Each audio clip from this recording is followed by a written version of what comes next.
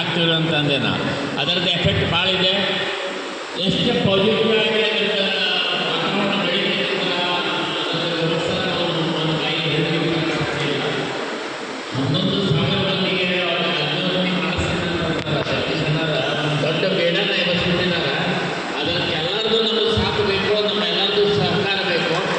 ಮತ್ತು ಅದರಿಂದ ಈ ಕರ್ನಾಟಕ ತುಂಬಿ ಇದನ್ನು ಪಾಸಿಟಿವ್ ಥಿಂಕಿಂಗ್ ಎಲ್ಲ ಕಡೆ ಹೋಗ್ತೈತೆ. ಮತ್ತು ಕರ್ನಾಟಕ ಮತ್ತು ನಮ್ಮ ಧಾರವಾಡ ಡಿಸ್ಟಿಕ್ಕು ಜಾಸ್ತಿಯಾಗಿ ಧಾರವಾಡ ಡಿಸ್ಟಿಕ್ ಭಾಳಷ್ಟು ಉದ್ಧಾರ ಆಗುತ್ತೆ, ಭಾಳಷ್ಟು ಮುಂದುವರೆಗ್ತೈತೆ ಅಂತ ನಾ ದೇವರಿಗೂ ಮತ್ತು ಮಾಸ್ತರ್ಗೆ ಇದಕ್ಕೆ ಧನ್ಯವಾದ ಹೇಳಿ ಇದು ತಂದಿದ್ದಕ್ಕೆ ಭಾಳ ಧನ್ಯವಾದ ಹೇಳ್ತೀನಿ. ಮತ್ತು ನಮ್ಗೆ ಈ ಕಾರ್ಯಕ್ರಮಕ್ಕೆ ಜಗದೀಶನರ ಮತ್ತು ನಮ್ಮ ಹಿಪ್ಪ ಅಕ್ಕಪಕ್ಕೆಯವರು ಬಂದು ಕರೆದಿದ್ದಕ್ಕೂ ಅವ್ರಿಗೂ ನಾ ಭಾಳ ಧನ್ಯವಾದ ಹೇಳ್ತೀನಿ. ನಮಸ್ಕಾರ.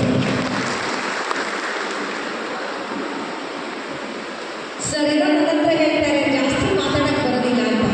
ಜಾಸ್ತಿ ಮಾತಾಡೋದು ಮುಖ್ಯ ಅಲ್ಲ ಸರ್, ಮನತಟ್ಟಿ ಮಾತಾಡೋದು ಬಹಳ ಮುಖ್ಯ ಸರ್. ಅದು ಮಾಡಿದ್ದೀವಿ. ಧನ್ಯವಾದಗಳು ಸರ್. ಇವಾಗ ಅಗ್ನಿಹೋತ್ರ ಬಗ್ಗೆ ವಿಶೇಷ ತಿಳುವಳಿಕೆಯನ್ನು ನಮಗೆ ಹೇಳ್ಕೊಡ್ತಾ ಇದ್ದಾರೆ ನ್ಯಾಯಾಧೀಶರು ಡಾಕ್ಟರ್ ಶ್ರೀ ಅರುಣ್ ಜೋಶಿ.